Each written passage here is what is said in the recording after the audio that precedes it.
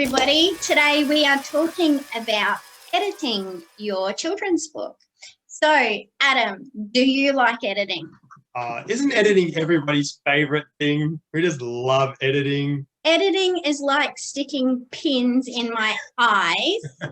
No, I do not like. Well, put it this way: I'm actually really good at editing other people's work because Yep. I can look at it and I'm subjective and I can go, yep, this is what it's missing. This is too much, blah blah blah. And honestly, like I'm ninja at it. Yeah. Self-editing for me is really, really hard. Do you find sometimes you write like a first draft, like just story idea, you write the first draft and you're like, done, perfect. Have you ever done that? Yeah. No. Yeah. You? Yeah, totally have. And then I make so many changes to it because it's so far from perfect. But as soon as I've done, I read it and go, oh my God, that's amazing. It's the best story ever. But then, yeah, that gets lots and lots of changes. So, look, editing, it's interesting. Editing's really interesting. I was terrible at it to start with. Like, I was so bad at it. And one of the best things I did was go to a Robert McKee seminar. And so I was on screenwriting, but it was a comedy writing seminar. And he talked about doing, especially for longer stories. And so for kids' novels or novels, do it for picture books, but looking at each scene in a movie and going, what happens in the scene? Why is the scene there? And is it positive, negative for the main character? And little things like that. And you go through that and break it down and you realize you might get to one and go, why is this scene here? No, I don't know, probably doing nothing at all, really. Or you realize that it might need, and sometimes it can be in there just to be funny or whatever, but you've got to have a reason. And so that editing, because I just write. I don't plan me too. out. Yeah. So my planning is almost afterwards when I do that scene breakdown. And that for editing, A, you're reading through it again, and B, you're just making sure that things are there for a reason. That made a massive difference to my editing. With picture books, reading it out loud is the number one thing. Well, reading it out loud and thinking about breaking it into pages have been the two major things in improving my picture books. Yeah, I agree. Breaking it into pages for me was like a game changer. And I think that the hardest thing with picture books that you learn only from experience, like it's honestly something that you can only do from writing lots and lots and lots and being published, is leaving room for the illustrator. And the amount of times where I go through and I go, that's an illustration note, that should not be in there. And like, because I still write by hand. Do you type straight onto the computer or do you write? Bit of both. So I do like writing straight into the computer, mainly because I can type faster than I can handwrite. And so because my brain, if I get into something, my brain's just going. I need to type to keep up with it. But I actually love, like yesterday, a couple of days ago, I went to a thing in the city and I was a bit early. So I sat at a table in the beer garden, had a drink of water, of course, nothing else. And then and just sat there with a little notebook and was writing a picture book. And I loved it. I actually really enjoy writing by hand. Yeah. But in terms of me doing as much as I want to do, I find computer easier. So yeah, for me, writing by hand is part of my editing process. So I am one of those authors with a squillion. Like I can see 1, 2, 3, 4, 5, 6 notebooks just sitting on my desk. That's amazing. Just sitting on my desk, and they don't all have stories in them, but some have notes or whatever. But I write it by hand first, ridiculously messy. Because like most of the time I'm watching the kids play sport or just grabbing, a mummy moment. And then when I go and I type it onto the computer, that's almost my first edit. Yeah, absolutely. Yeah, so I find that's really super helpful. But not everybody does the old school write by hand anymore. So do you do that even with longer ones? Like with I know you do some screenplays and things. Do you even do that with them, or is that more straight into the computer?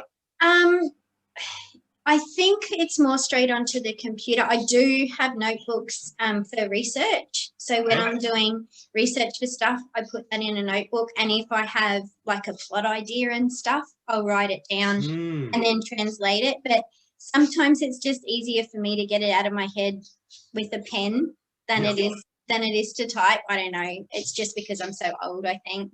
That makes sense. And I've heard that, well, if you're writing or you're talking, it's a different part of the brain.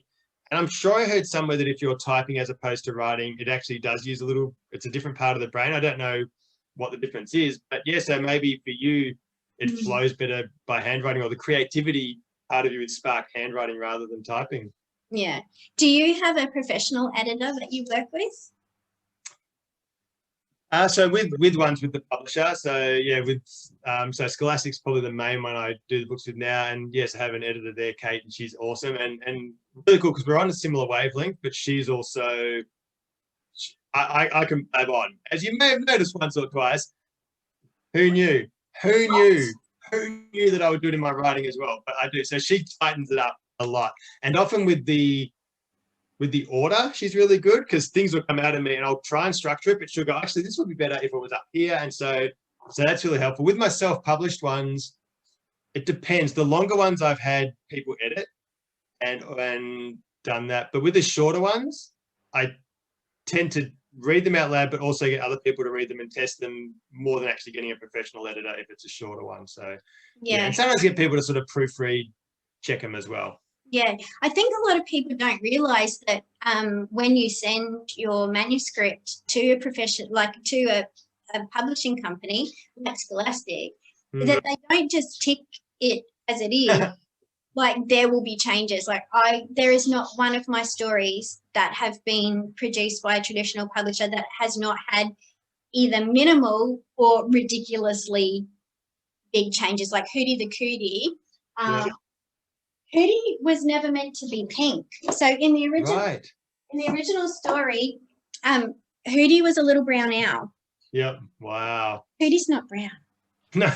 Because Giuseppe was having trouble making Hootie look cute enough. So he drew her pink, which means I had to go back and edit. Have you ever had anything that happened with any of your stories?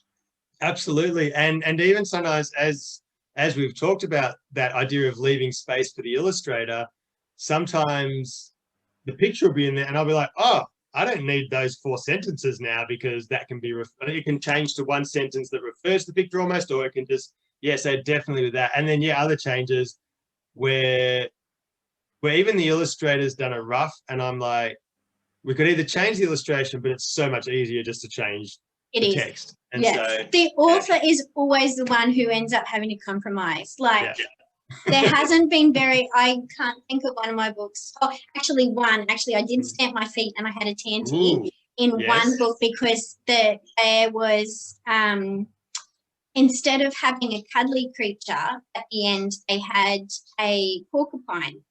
And then at the end of the book, the creature was meant to be a pet and they were hugging it. And I'm like, dude, you can't hug a porcupine. That's not going to work.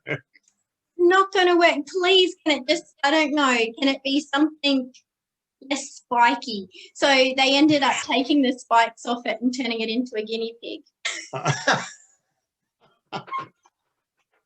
The power of having a tanty. Exactly. I would have loved to have seen that. I don't usually do that. Like with editing, I am usually super chill and like, whatever you want. Like I am so open to people editing my work and giving me suggestions, but it was just, I knew that one thing that it just didn't make any sense and I had to put my foot down. That's actually a really good point though. Well, I would have loved to have seen you throw the tanty, but also not pretty. But it's a really good point in that people sometimes do get this idea that their story is it, it's done. And when people sort of give suggestions, they don't want to hear them.